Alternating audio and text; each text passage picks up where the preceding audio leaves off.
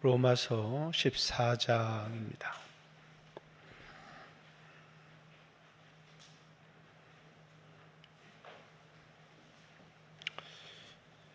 믿음이 연약한 자를 너희가 받되 그의 의견을 비판하지 말라. 뒤에 잘 들립니까?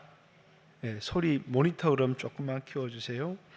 어떤 사람은 모든 것을 먹을 만한 믿음이 있고 믿음이 연약한 자는 채소만 먹느니라. 먹는 자는 먹지 않는 자를 업신여기지 말고 먹지 않는 자는 먹는 자를 비판하지 말라. 이는 하나님이 그를 받으셨음이라. 남의 하인을 비판하는 너는 누구냐? 그가 서 있는 것이나 넘어지는 것이 자기 주인에게 있음에 그가 세움을 받으리니 이는 그를 세우는 권능이 주께 있음이라. 어떤 사람은 이 날을 저날보다 낮게 여기고 어떤 사람은 모든 날을 같게 여기나니 각각 자기 마음으로 확정할지니라. 나를 중히 여기는 자도 주를 위하여 중히 여기고 먹는 자도 주를 위하여 먹으니 이는 하나님께 감사하며 먹지 않는 자도 주를 위하여 먹지 아니하며 하나님께 감사하느니라. 우리 중에 누구든지 자기를 위하여 사는 자가 없고 자기를 위하여 죽는 자도 없도다. 우리가 살아도 주를 위하여 살고 죽어도 주를 위하여 죽나니 그러므로 사나 죽으나 우리는 그리스도의 것이로다. 이를 위하여 그리스도께서 죽었다가 다시 살아나셨으니 곧 죽은 자와 산 자의 주가 되려 하심이라. 내가 어찌하여 내 형제를 비판하느냐? 어찌하여 내 형제를 업신여기느냐? 우리가 다 하나님의 심판대 앞에 서리라. 기록되었으되 주께서 이르시되 내가 살았노니 모든 무릎이 내게 꿇을 것이요 모든 혀가 하나님께 자백하리라 하였느니라. 이러므로 우리 각 사람이 자기 일을 하나님께 짓고 하리라. 아멘. 할렐루야. 우리 옆 사람에게 잘 오셨습니다. 이렇게 인사 한번 나누겠습니다. 올해 초에 선교사 부부와 아이 둘을 데리고 스페인으로 선교를 가겠다고 하시는 선교사님 부부가 저를 좀 찾아와서 해외 선교 우리 교단 FMB에서 이제 대부분 선교를 나갈 때 모교회, 파송교회는 한 교회밖에 할 수가 없어요. 그런데 이제 스페인은 워낙 물가가 비싸고 또 선교비가 많이 들어가기 때문에 자신에게 모교회, 자기 파송교회를 이제 2개 이상 해도 좋다고 그렇게 허락해 주었는데 우리 교회에서 파송해 줄 수 없겠느냐 그런 요청을 가지고 찾아온 적이 있었어요. 그래서 이제 그분을 통해서 이 스페인 상황에 관한 이야기를 조금 듣게 되었는데 그때 제 마음속에 이 바울이 스페인 서버나로 가려고 했던 이 바울의 이 마음이 조금 이해가 되어졌습니다. 우리 스페인은 서버나라고 하는 바울이 로마서를 쓴 중요한 이유이기도 합니다. 지금까지는 그리스 지역의 바울이 복음을 1차는 이제 우리가 잘 알듯이 갈라디아 지역, 남갈라디아 지역을 중심으로 전도를 했고 이제 2차 전도 여행 때부터 지금 이제 헬라, 그리스 지역을 바울이 2차, 3차 전도여행에 전도를 했습니다. 그리고 이제 바울이 3차 전도여행 돌아오는 길에 이제 아가야는 고린도인데 아가야를 지나서 마케도니아 어느 한 지역인데 아마 아덴이 아니었을까 많은 사람들이 추정합니다. 57년 AD 58년경에 이 로마서를 씁니다. 그러면서 이 로마서를 쓰는 중요한 이유, 로마 교인들에게 자신이 전했던 복음, 그래서 바울은 그 복음을 나의 복음 이렇게 표현하죠.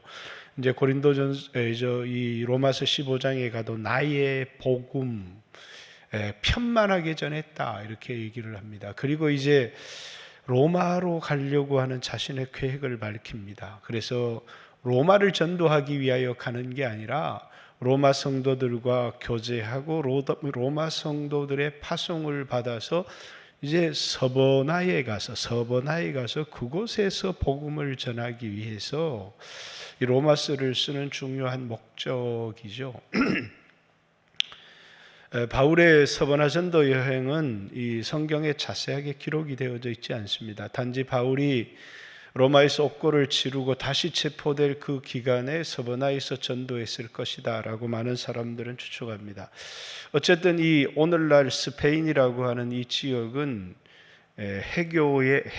이슬람의 핵심 본부가 되어져 버렸습니다. 그래서 유럽 전체를 이슬람하는 본부가 이제 이 스페인에 있는데, 이 스페인을 탈환하지 않으면 이 영국, 프랑스, 독일 이런 전 지역에 이 복음을 확산하는 일이 거의 굉장히 어렵다 이렇게 판단하는 것 같습니다. 스페인은 여러분들이 잘 알다시피 전통적인 캐톨릭, 그래서 우리 스페인 무적 함대라고 하는 스페인 함대와 또 영국의 엘리자베스 함대가 충돌을 하면서 영국이 해상 패권을 장악하면서 복음이 전 세계로 전해진 것을 우리가 잘 알고 있습니다. 그런데 이제 이 스페인이라고 하는 이곳이 이슬람의 본부가 되어질 뿐만 아니라 이제 유럽 이슬람 전도의 핵심 본부의 역할을 하기 때문에 스페인을 탈환하지 않으면 유럽을 다시 탈환하기는 굉장히 어렵다라고 하는 영적 전쟁에 있어서 이 스페인이라고 하는 것은 굉장히 중요한 것 같습니다.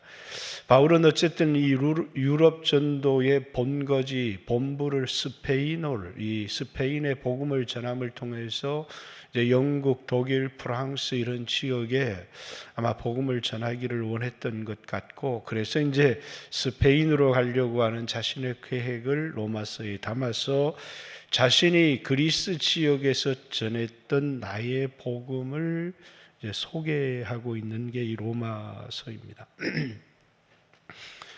그러면서 오늘 이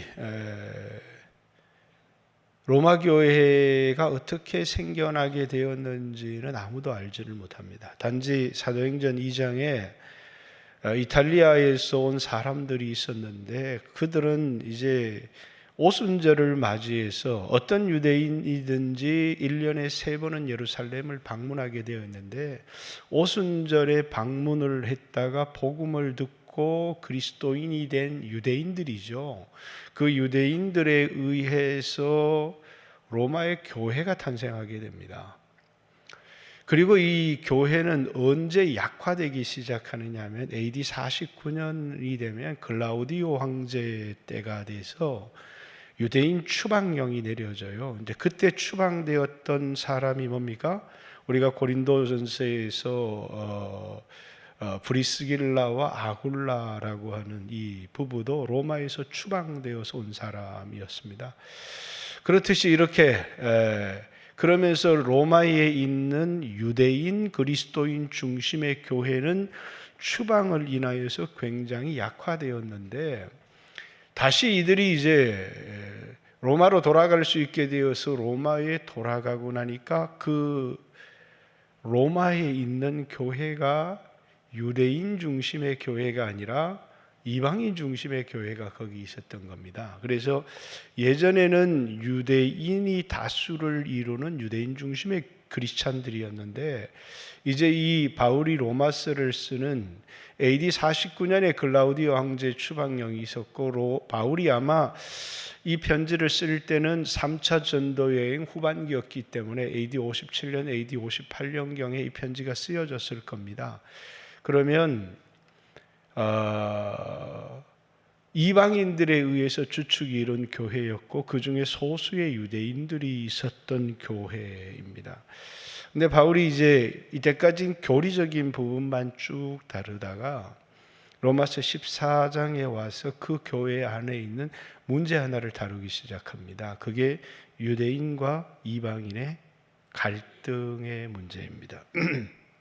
자, 먼저 로마서 11장까지는 교리적인 문제를 다루었잖아요. 그러면서 너희 몸을 하나님이 기뻐하시는 거룩한 산제물로 드려라. 이것이 너희가 드려야 될 영적 예배다. 이렇게 얘기합니다. 영적 예배. 영적 예배는 12장에 보면 이제 마땅히 생각해야 될 것 이상을 생각하지 않고 교회 안에서 받은 은사대로 형제를 섬기고 하나님을 섬기는 봉사가 우리가 드려야 될 영적 예배다. 영적 예배는 그리스도인들이 사회생활 가운데서 악으로 선을 이기는, 악을 악으로 갚지 말고 악으로 선을 이기는 것이 그리스도인들이 진짜 드려야 될 영적인 예배다. 13장에 가면 그리스도인들이 살아야 될 진정한 영적인 예배는 뭡니까? 모든 권세 앞에 주 안에서 복종하는 것. 그러니까 권위와 권세를, 로마의 권세도 인정하면서 주 안에서 하나님 말씀에 어긋나지 않는 것이 있다면 그것 안에 복종하는 것이 우리가 이 세상에서 살아야 될 굉장히 중요한 삶이다. 그리고 이제 오늘 14장에 나오는 이 핵심은 받대입니다. 받으라는 겁니다.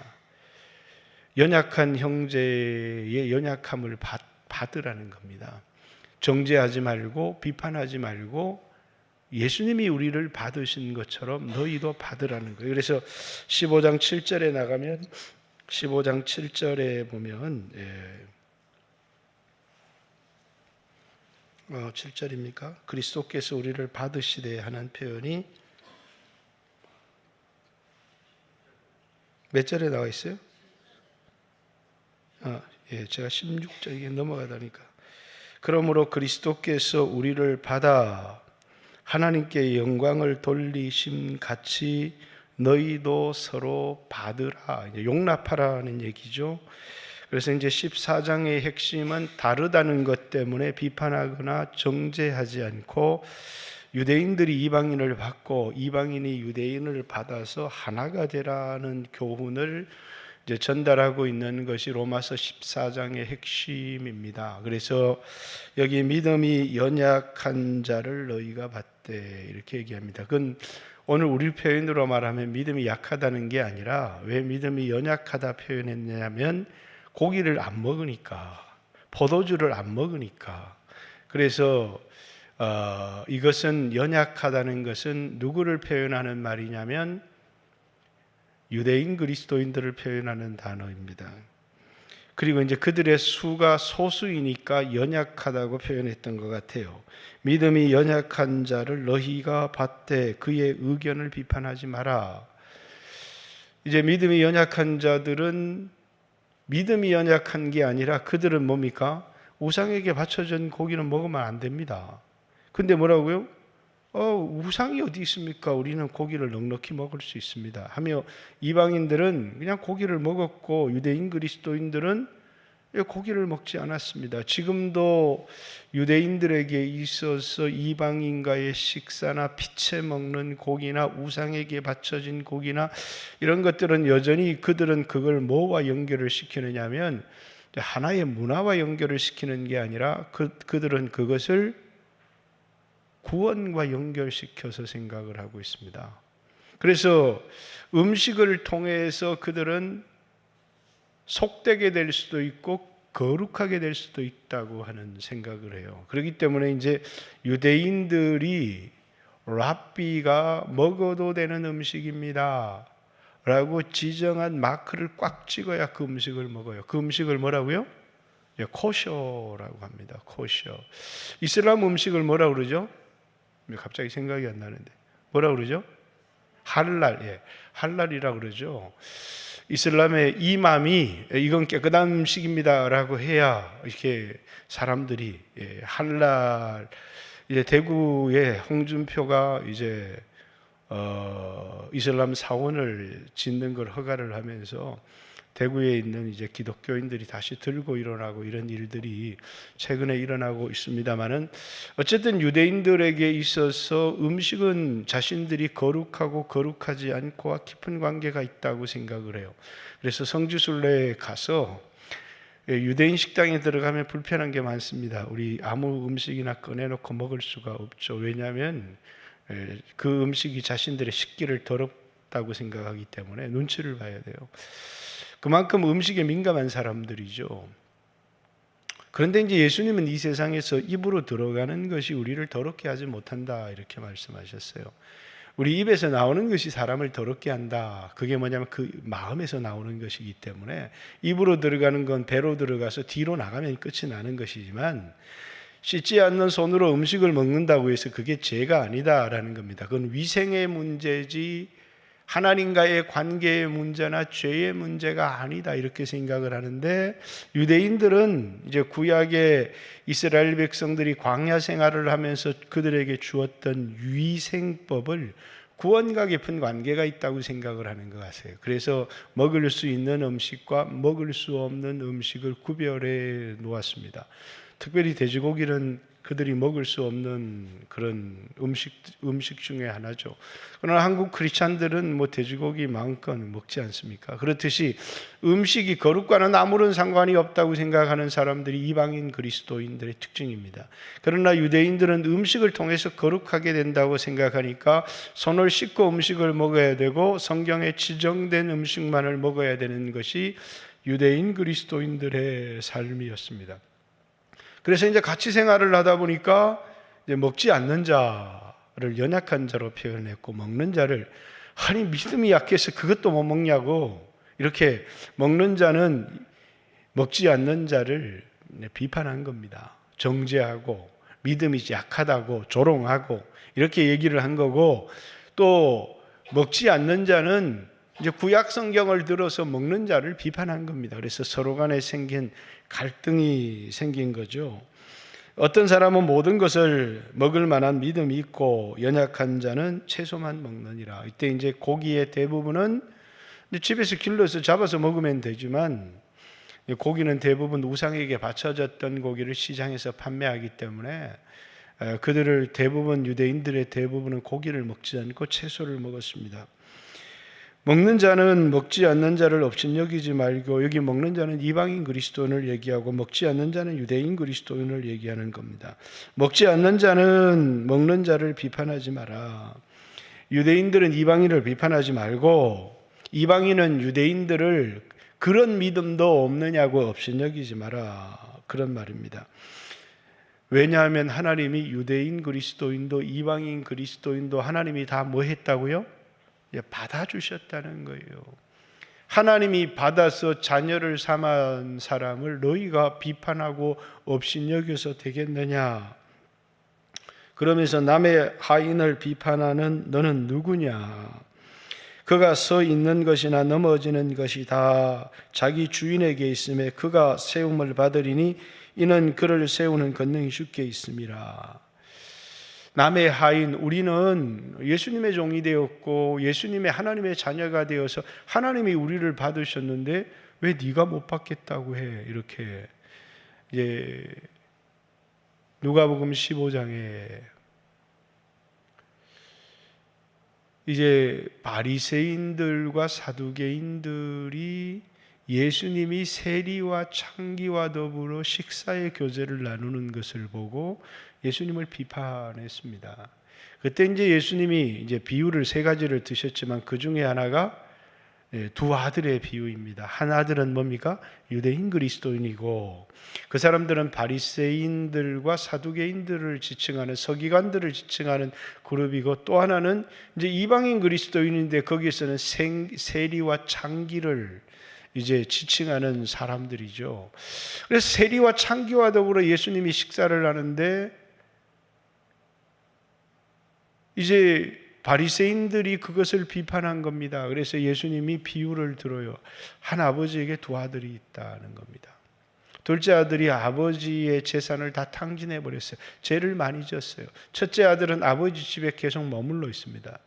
그런데 이제 둘째 아들이 가뭄이 들고 흉년이 들어서 돼지가 먹는 지엄나무 열매로도 자신의 배를 배부를 수 없게 하는 것을 보자 아버지 집으로 돌아옵니다. 그리고 나를 아들의 하나가 아닌 종의 하나로 받아주십시오. 그런데 아버지는 그 아들을 덥석 안습니다. 왜? 기다렸기 때문이에요. 중요한 건 그가 성공해서 돌아와서 받아줬고 실패해서 돌아왔기 때문에 거부하는 게 아니라 그 아버지는 그가 성공을 했든 실패를 했든 아들이니까 받아준 것이고, 그리고 우리가 이 세상에 나가서 하나님이 우리가 돌아오기를 기다리죠. 그런데 세상에서 성공하고 세상에서 부자가 되고 세상에서 잘 되고 그러면 아버지께 돌아오지를 않는 겁니다. 그래서 병이 들기도 하고 사업이 망하기도 하고 부부관계가 깨지기도 하고 소중한 사람의 목숨을 잃어버리기도 하고 이런 수없는 아픔들을 겪으면서 뭐라고요? 돌아오는 기회가 되는 거예요. 돌아오는. 그런데 이제 우리는 뭡니까? 그래 잘난 척하더니 꼴 좋다 이렇게 얘기를 할 수 있는데 아버지는 그냥 그를 덥석 안아주시는 겁니다. 그의 실패한 모습 그대로, 연약한 모습 그대로 그를 뭡니까? 이제 받아주시는 거예요. 이제 전적 수용이라고 합니다. 그래서 이제 자주 이제 영어 목사님들은 토탈 업셉트라고 전적으로 전혀 거부감이 없이 우리를 있는 모습 그대로 예수님이 수용하셨다는 거예요. 받아주셨다는 거예요. 너 왜 그렇게 살았어? 이렇게 정죄하거나 비판하지 않고 우리를 그대로 받아주셨다는 거예요. 근데 받아주지 못하는 사람이 있는 거예요. 누가 못 받아주느냐면 형이 못 받아주는 겁니다. 왜? 형은 동생이 돌아오기를 기다리지 않았거든요. 그리고 뭡니까? 이제 비판하는 겁니다. 아니, 아버지와 함께 평생을 아버지를 섬긴 아들을 위해서는 염소새끼 한 마리 안 받아주더니 이제 정죄하는 거죠. 아버지의 재산을 창기와 함께 다 털어먹은 아들이 돌아오매 그 아들을 위해서 송아지를 잡아서 잔치하십니까? 라는 것이 첫째 아들이 가지고 있는 이 불만이에요. 뭐 할 수 없다는 거예요? 둘째 아들을 용납하고 이 집에 받아들일 수가 없다는 것이죠. 그런데 그걸 받아들이고 받아들이지 않고는 이 큰아들의 집이 아니에요. 이 집이 누구의 집이에요? 아버지의 집이에요. 아버지가 그 아들을 받아준 겁니다. 큰아들의 재산으로 한 것이 아니라 아버지의 재산으로 소를 잡고 장사를 하고 그리고 뭡니까? 좋은 옷을 갖춰 입히고 가락지를 끼우고 발에 신발을 신어요. 왜? 종은 신발을 신지를 못하는데 그를 아들의 대우를 해주는 겁니다. 그가 이전에 실패했던 실패의 모습들을 아버지는 지우고 아들로서의 그를 받아주기 위해서 옷도 입히고 가락지도 끼우고 신발도 신기고 동네 사람을 불러서 이제 송아지 소를 잡아서 잔치를 하면서 죽었던 아들을 얻었다 이렇게 아버지는 기쁨을 이길 수가 없어요. 근데 둘째 아들은 비교의식이 있거든요. 큰 아들은 그런 아들을 위해서 이렇게 해주면서 큰 아들을 위해서는 아무것도 해주지 않습니까? 하면서 그 잔치에 참여하기를 거절하는 겁니다. 오늘 우리도 이 세상을 살아갈 때 그럴 때가 참 많아요. 그래서 그리스도인들에게 금해야 될 게 이제 비판하지 마라. 마태복음 7장에 너희가 비판하는 그 비판으로 너희도 비판을 받을 것이고 너희가 헤아리는 그 헤아림으로 너희도 헤아림을 받을 것이다. 이건 우리 그리스도인의 삶의 아주 중요한 원리예요. 내가 남에게 대접을 받고자 하는 대로 너도 남을 대접하라. 이것이 율법과 선지자니라. 이렇게 얘기를 하는 것이죠. 우리는 뭔가 하나님께 이 대접을 받을 자격이 있다고 생각하는데 우리의 그 미래를 결정하는 중요한 게 뭡니까? 내가 다른 사람을 어떻게 대했느냐라는 겁니다. 저도 목회를 하면서 그런 경험이 있어요. 교인들은 그렇지 않지만 이제 주변에 여러 목사님들도 있고 많은 관계를 맺는데 저는 10원 한 판 버린 적도 없고 상처가 되는 말을 한 적도 없고 손해를 끼친 적도 없는데 무단히 나를 미워하는 사람들이 있어요. 그래서 왜 미워할까? 내가 뭘 잘못한 걸까? 아무리 돌아봐도 잘못한 게 없어요. 근데 괜히 나를 미워해요. 왜 미워하느냐? 아무리 생각해봐도 관계를 개선하기 위해서 옆에 있는 분들에게 왜 나를 미워하는지, 내가 실수한 게 뭔지, 그래서 이제 우리가 관계를 개선하고 싶은데 이유가 없다는 거예요. 왜 이유가 없을까요? 열등의식 때문에 그렇거든요. 그 열등의식이 괜히 남을 미워하게 만들어요. 여러분, 교회 안에서도 마찬가지예요. 여러분이 다른 사람을 미워하거나 비판하거나 할 때 그 문제가 누구에게 있는지를 봐야 되느냐 하면 자신에게 있는지를 봐야 돼요. 이 교회 안에 열등의식을 가지고 있고 비교의식을 가지고 있는 사람은 자기보다 잘난 사람이 들어오는 걸 절대 용납하거나 받지를 못해요. 그래서 자기가 하나님의 일을 막는 사람이 될 가능성이 굉장히 높은 거예요. 하나님이 나를 받아주셨다는 거, 나처럼 연약한 자고 부족한 자를 하나님이 그대로 용납하고 받아주셨다는 거. 그래서 마태복음 18장에 교회 안에 이 마태 교회는 어떤 성격을 갖고 있었는지 잘 알지를 못하지만 이제 형제를 받지를 않는 겁니다. 마음의 중심으로 형제를 용서하지 않으면 하늘에 계신 천부께서도 똑같이 그렇게 대해 주시겠다는 거예요. 그러면서 뭡니까? 내가 받은 용서가 1만 달란트 갚을 수 없는 용서를 받았는데 왜 내게 이 100데나리온 빚진 동간 하나를 용서해 주지 못하느냐는 거예요. 그런데 우리에겐 그런 일이 굉장히 너무 많이 일어나고 있다는 거예요. 여기 이제 로마 교회 안에서도 뭡니까? 너무나 큰 은혜를 체험한 사람들이고, 그리고 성령을 경험했던 사람들이고, 바울처럼 유명한 설교를 들은 사람들이고, 이런 사람들임에도 불구하고 뭐라고요? 형제에 대한 용납이 안 되는 거예요. 그래서 파벌이 나눠져 있는 거예요. 어떤 목사님이 찾아와서 그래요. 어떤 교회에서 60명이 오려고 하는데 그 교회는 막 성령운동을 뜨겁게 하는 교회고 우리는 그보다 성령운동을 조금 덜하는 교회인데 받아야 될지 말아야 될지 고민이라고. 그래서 제가 안 받는 게 좋습니다. 그냥 목회자 한 사람을 세워서 새로운 교회를 개척하는 게 좋습니다. 왜냐하면 한 사람 두 사람 와서 교회에 함께 녹아들고 함께 지체가 되면 좋은데 이게 이제 그룹 간의 갈등이 생겨날 수 있거든요. 그럼 그룹 간의 갈등이 생겨나면 뭘로도 이해가 안 돼. 왜?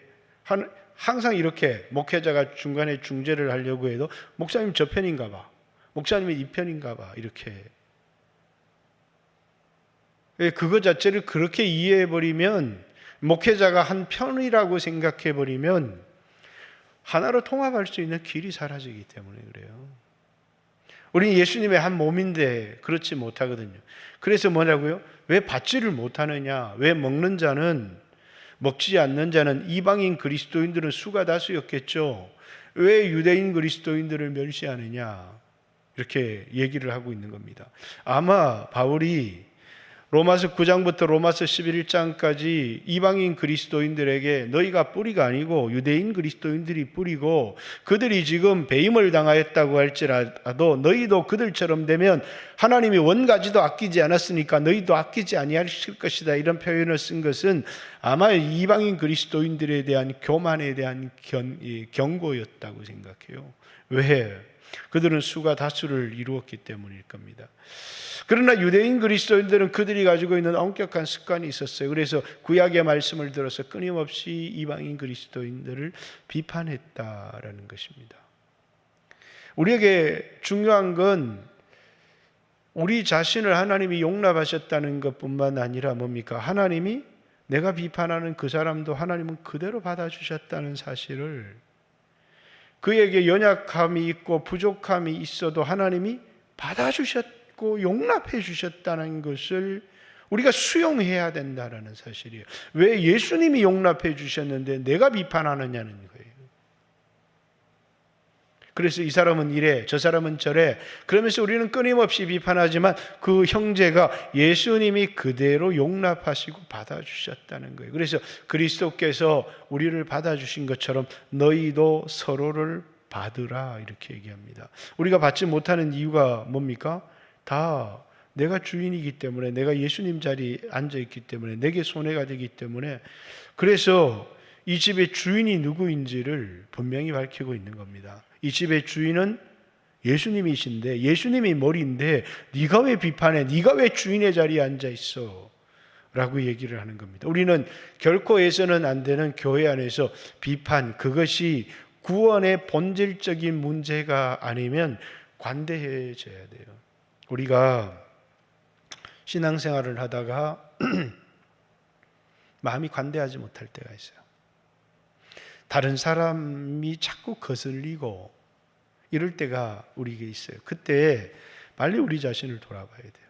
우리와 하나님과의 관계를 돌아보지 않으면 이제 마음의 관대함이 사라지게 돼 있어요. 용납함이 사라지게 돼 있어요. 그건 그 사람의 문제가 아니라 내 문제라는 사실을 인식해야 돼요.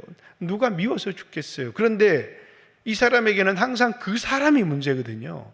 저 사람이 너무 꼴보기 싫어. 그런데 문제는 누구에게 있는 거예요? 자기에게 있는 거예요. 자기에게. 여러분, 그럴 때는 내 눈이 뭔가에 딱 씌여 있는 거예요. 어느 순간 눈에 비늘이 벗어지면 이건 내 문제였구나 라고 하는 사실이 보이기 시작해요. 요즘은 이제 저한테 상담을 하는 사람이 많아요. 영빨이 떨어져서 상담을 안 하는 건지는 잘 모르겠는데 이제 사모님한테 상담을 많이 사람들이 하죠.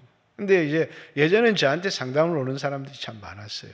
근데 이제 상담을 받고 나면 항상 이제 하는 얘기가 그거죠. 그 사람이 아니냐, 당신입니다, 당신.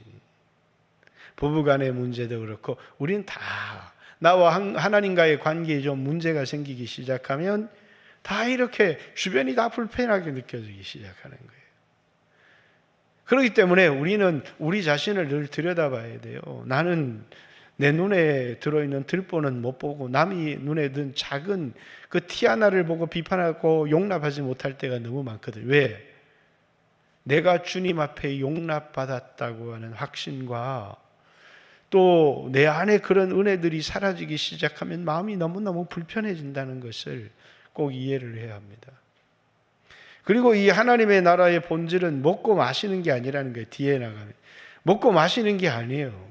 하나님 나라의 본질은 뭡니까? 의와 희락과 화평이니라. 이렇게 우리 교회는 먹는 문제 때문에 싸우는 일이 없잖아요, 그죠? 우리 교회는 빈부 때문에 막 싸우는 사람이 있습니까? 어떤 교회는 그룹이 지어져 있어요. 어떤 목사님이 목회를 하면서 좀 영향력이 있는 교회를 좀 하고 싶어서 이제 교인 다를 신방할 수 없으니까 의사들을 신방을 한 거예요. 그리고 또 변호사들을 신방을 한 거예요. 그랬더니 교회가 다 들고 일어나 난리가 났어요.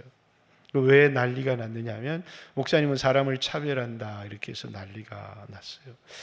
차별해서는 안 되지만 이제 제일 중요한 건 뭐냐면 예수님도 모든 사람에게 똑같은 시간을 쓰지는 않았어요.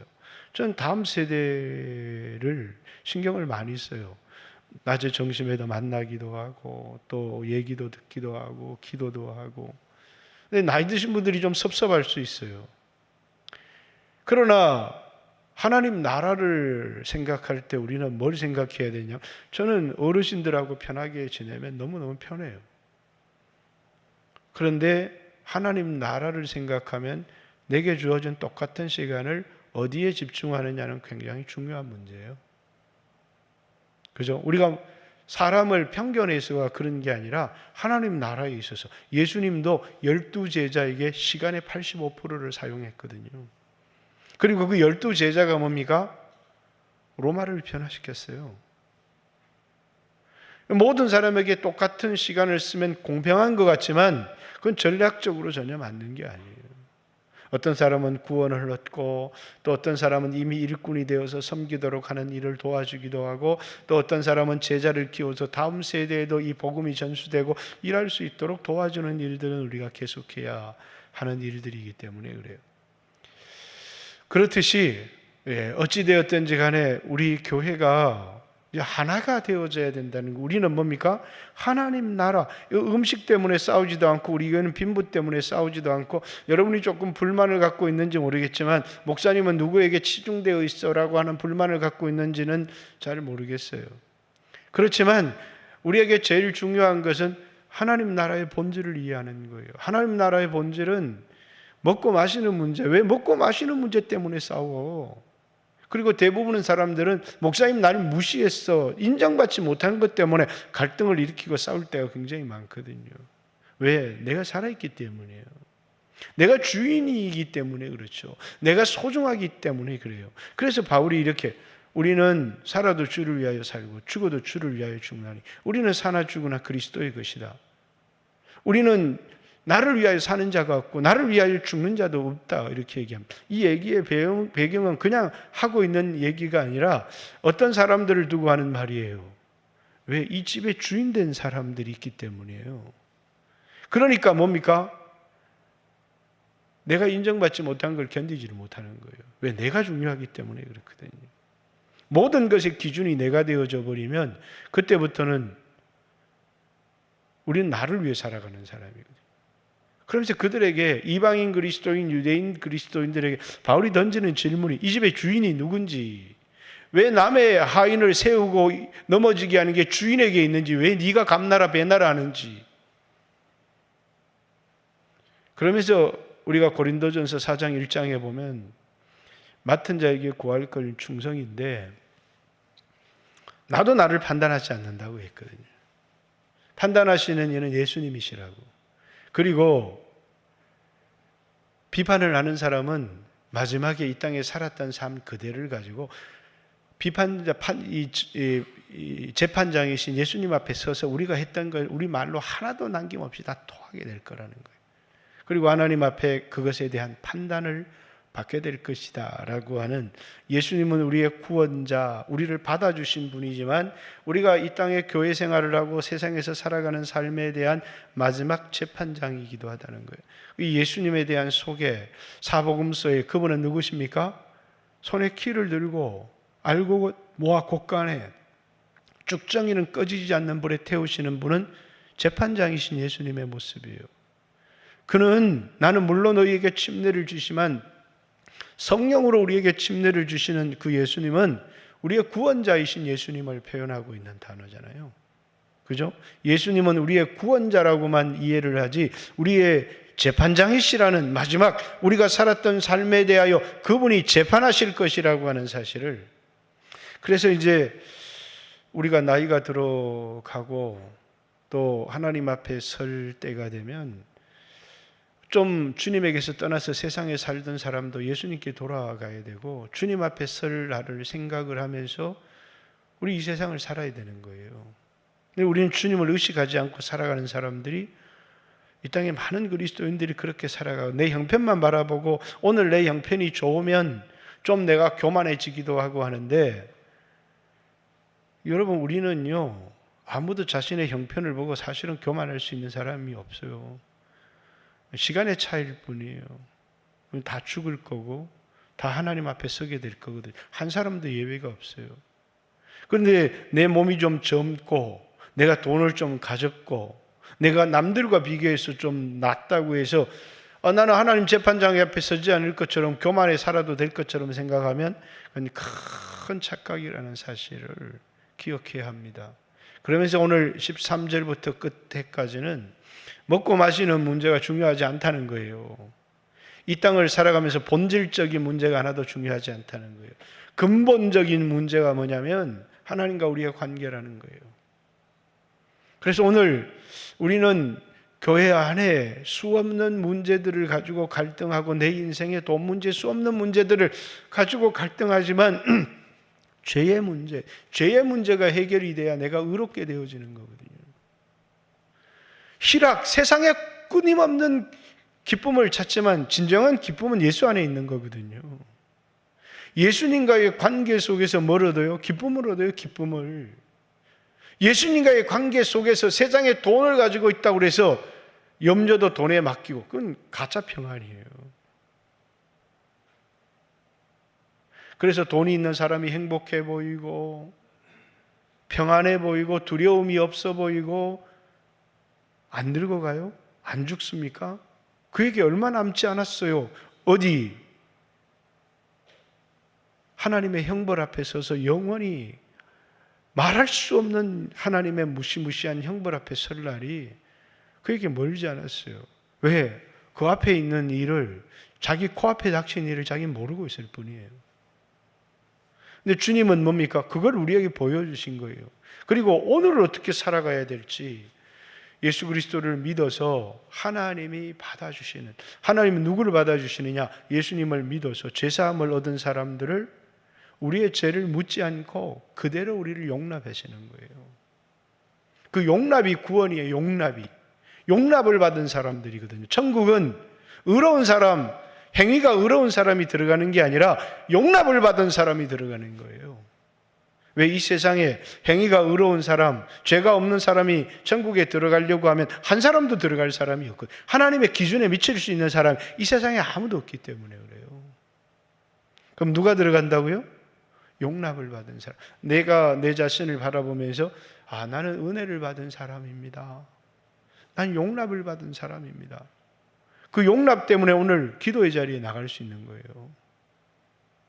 난 일주일 동안 열심히 살았기 때문에 기도에, 아니요, 주님이 나를 그대로 받아주시기 때문에, 오늘 주님의 은혜의 보좌 앞에 나가도 나를 그대로 받아주시기 때문에 내가 기도할 수 있는 것 아니겠어요? 그러면서 내가 받은 용납을 뭐라고요? 다른 사람에게 적용을 해야 돼요. 이게 주님과 나와의 관계 뭐 때문에요? 예수님의 보혈 때문에, 예수님의 희생 때문에. 그래서 우리에게 주어진 그 자유를 어떻게 사용하느냐는 굉장히 중요한 거예요. 하나님 나라의 이 본질, 하나님과의 관계, 나를 자유롭게 했지만 그 자유를 가지고 내가 다른 사람을 비판하고 정죄하며 살아갈 것인지, 아니면 나에게 준 이 자유를 내게 기회가 되어서, 육신의 때가 기회가 되어서 예수님처럼 다른 사람을 섬기는 삶을 살아갈 것인지를 선택하라는 거예요. 그래서 하나님 나라는 먹고 마시는 게 아니라 의와 희락과 화평이라고 하는 것은, 하나님 나라의 본질은 하나님과 우리의 관계에 있다는 거예요. 오늘 우리는 이렇게 있지만 마음으로 하나님에게 멀어진 사람들이 참 많아요. 오늘 이 밤에 하나님께 돌아가시는 게 어떻습니까? 내일 내가 하나님 앞에 서야 된다면 오늘 하루를 하나님을 섬기며 내 인생에 하나님 소중한 분이라고 생각하고 난 하나님께 돌아갑니다. 하나님이 나의 모든 겁니다. 이 세상에 있는 수없는 것들은 내가 가지고 살아가지만 내 소망은 아닙니다. 이 하루를 하나님을 섬기며 살기를 원합니다. 하루살이는 하루가 평생이잖아요. 우리는 인생이 굉장히 많이 남은 것 같죠? 그렇지 않습니다. 우리에게 있는 이 시간을 언젠가 우리에게도 하루살이에게 하루의 종말이 다가오듯이 우리 인생의 종말도 결코 길지는 않아요. 근데 뭐라고요? 하나님께 돌아가는 거. 지금 내가 어떻게 살았든지 하나님은 그대로 나를 받아주시는 분이라는 사실을, 사람들은 이걸 믿지 못해서, 그래서 담배 피우고 술 먹고 악한 습관을 끊지 못하고 이렇게 살아가는 사람들이 하나님께 돌아오세요. 못 돌아가요. 왜? 하나님이 자기를 받아줄 거라는. 예수님은 우리를 그대로 받아주세요. 그리고 내게 시간이 얼마를 남았든지 그 시간을 나를 받아주신 그분을 사랑하며 그분을 위해서 섬기며 살아가는 것. 여러분 오늘 이 밤에 보세요. 마음이 하나님께서 멀어진 사람들이 있다니까요. 많이요. 그럼 어떻게 살아갈 거예요? 나를 받아주신 하나님께 나아가서 이제 내 인생을 새롭게 살아보려고 하는, 내 하나님, 내 인생은 이제 길게 남지 않았습니다. 세상의 야망을 불태우며 살아가는 게 아니라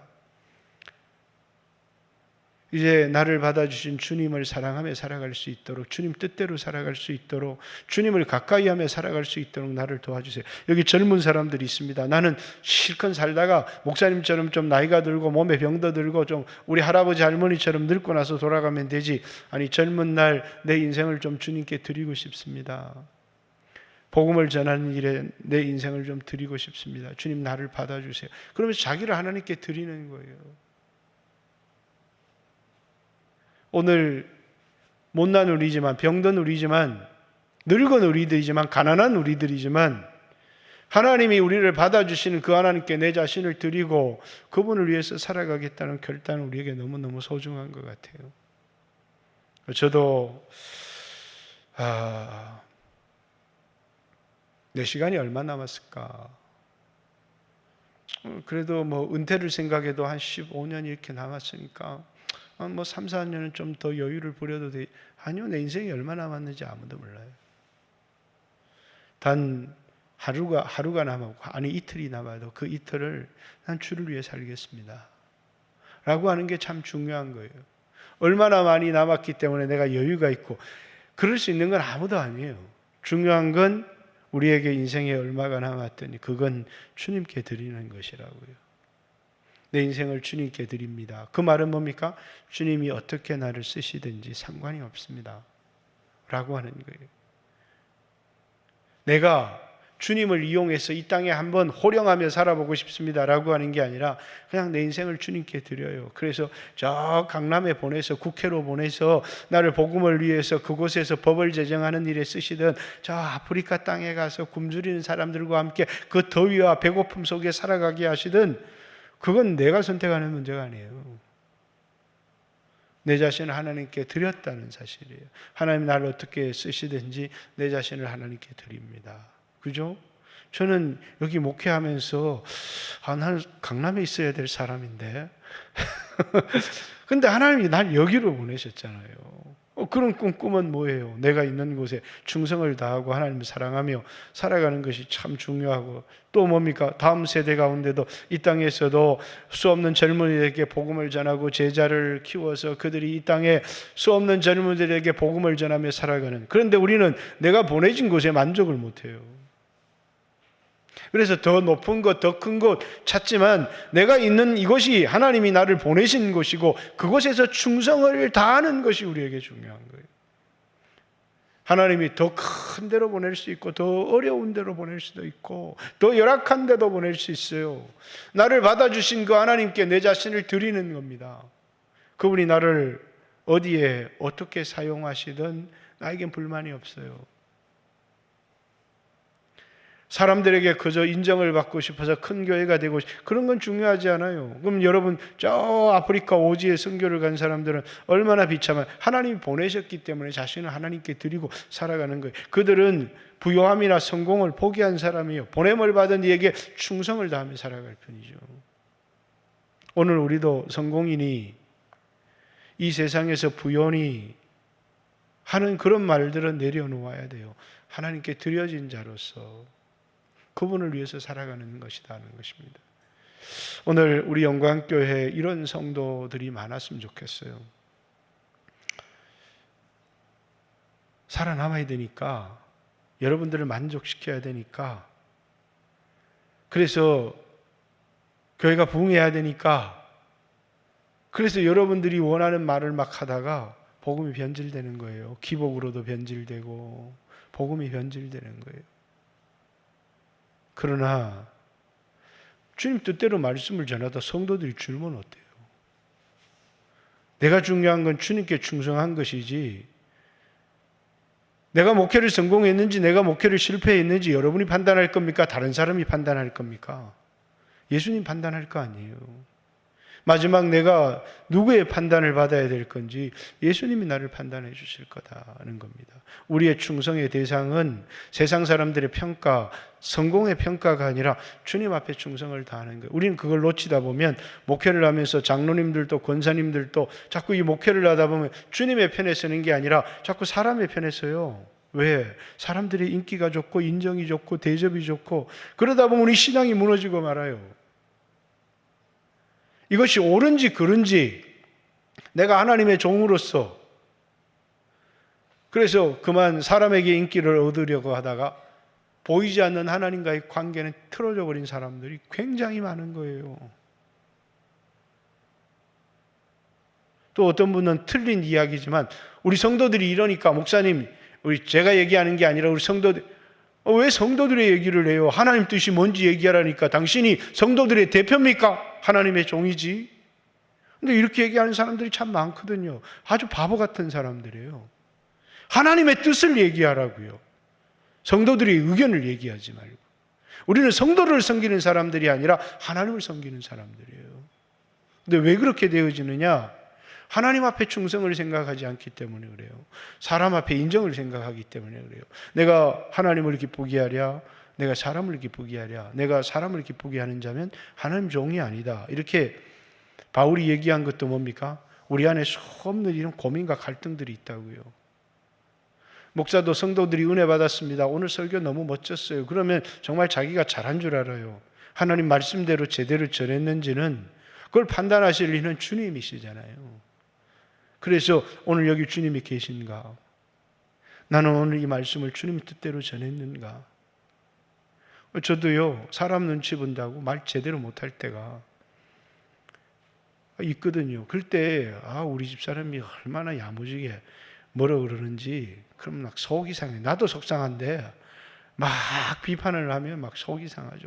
나도 알아. 나도 안다니까. 근데 그만하라고. 근데 그 속을 뒤집어 놓을 때가 많아요. 집에 가면 또 꾸중 들을지 모르지만 우리 집 사람이 나보다 믿음이 좋은가 봐요. 왜? 우리가 이 세상을 살다 보면 신경을 안 쓸 수가 없거든요.